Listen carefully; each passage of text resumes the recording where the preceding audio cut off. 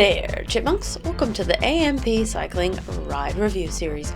I'm your host, Angry Chipmunk, and today we're in Korea for another one of the Challenge family rides. This is the Gunsan Saemangeum ride.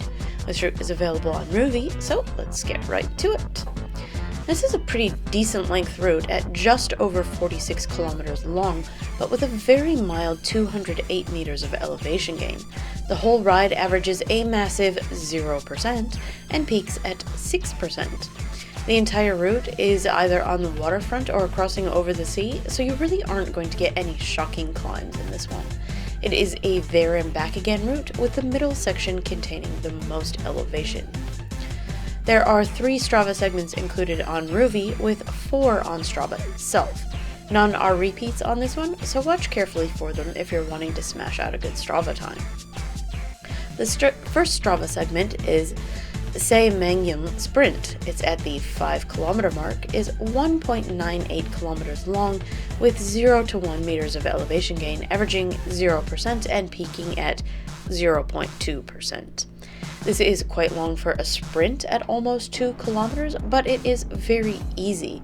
The segment is in the middle of one of the ocean bridges, so the terrain leading up to it and following it is identical to the segment itself.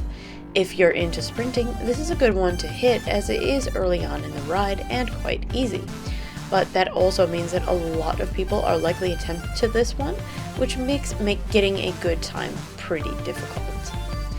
The next Strava segment is not included on Rouvy. It is called Yamido. It's at the 11 kilometer mark, is 2.55 kilometers long, with 8 meters of elevation gain, averaging 0.3% and peaking at 2%.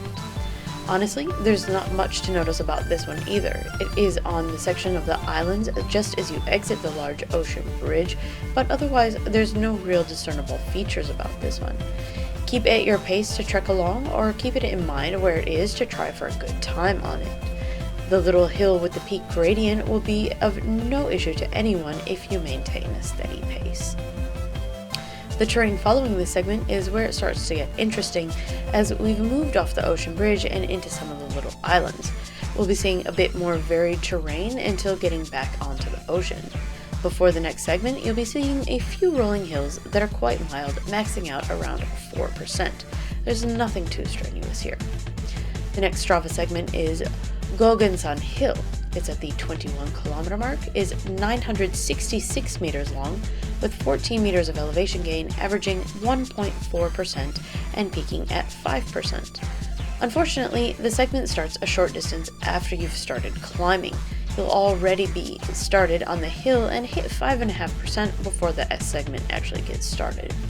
It actually starts to back off just as the segment starts to the high 4% range before backing off very quickly once you hit the red bridge. From there, it is slightly downhill and flat to the end of the segment. If you're wanting to do well at this one, use the flat terrain preceding it to come in hot and get up to that starting gradient quickly. The rest is quite simple and short segment, so that initial push is really all you'll need. There's a bit of downhill on the white bridge that leads to a roundabout where we'll be turning around to come back. The downhill you just went down is now an uphill, and it has no segment, but this is the toughest part of the route. It's about 500 meters long, and we'll be seeing mostly 5 to 6.5%. Because you don't actually need to do any turning or navigating or dodging of cars in Rouvy, try to come into this one with speed.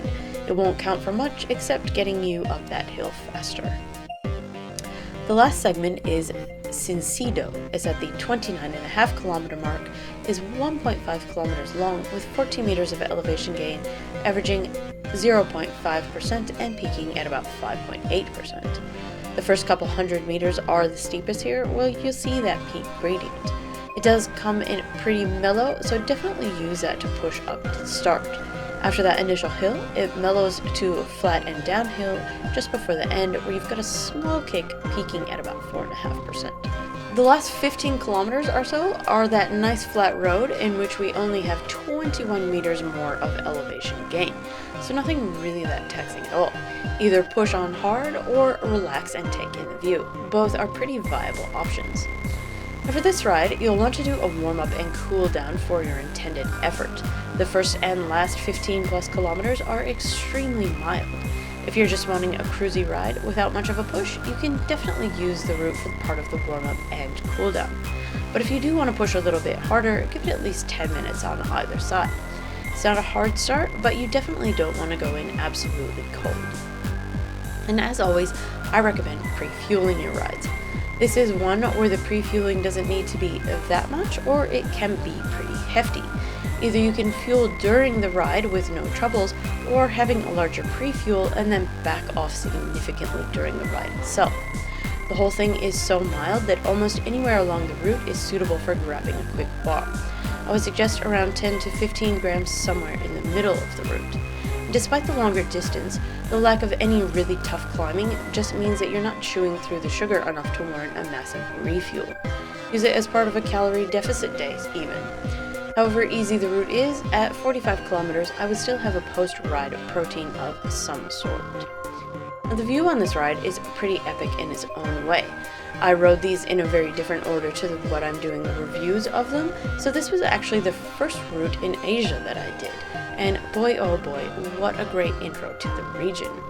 The massive land bridge at the start and end is just amazing. You're literally right there on the water.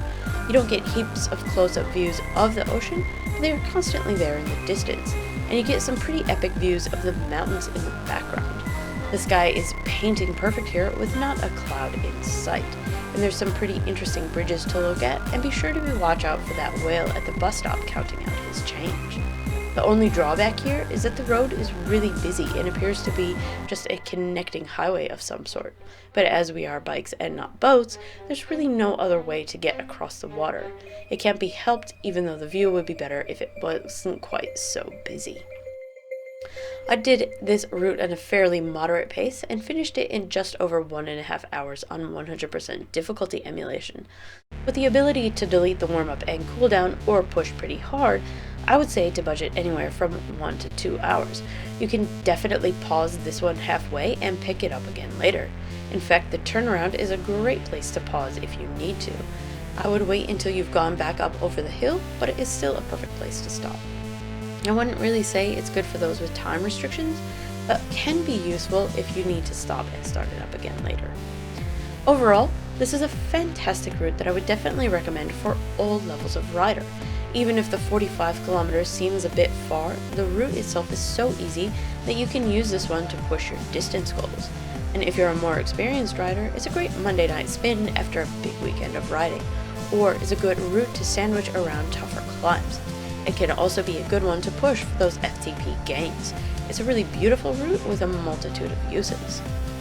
But for this route, I give a 4 out of 5. It's a good route, but the there and back nature does lend itself to being a little bit dull. The busyness of the roads is a bit of a detractor, but again, can't be helped when you're traveling over water. For the climbs, 0.5 out of 5. There's really not much of a challenge and should be fine for all levels of rider. Even if you're newer, they're short enough to be a good challenge instead of a monumental task, a good compromise. For the view, 4 out of 5. I really love these ocean level views. We've done some in Norway and Japan as well, and they are really superb. The distant islands with the mountains add a nice contrast to the sea. There are some pretty epic looking bridges to cross over as well.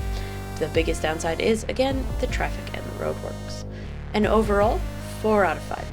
Definitely put this one in your ride queue. You never know when you'll need a lighter route, and this one definitely fits the bill for a variety of uses.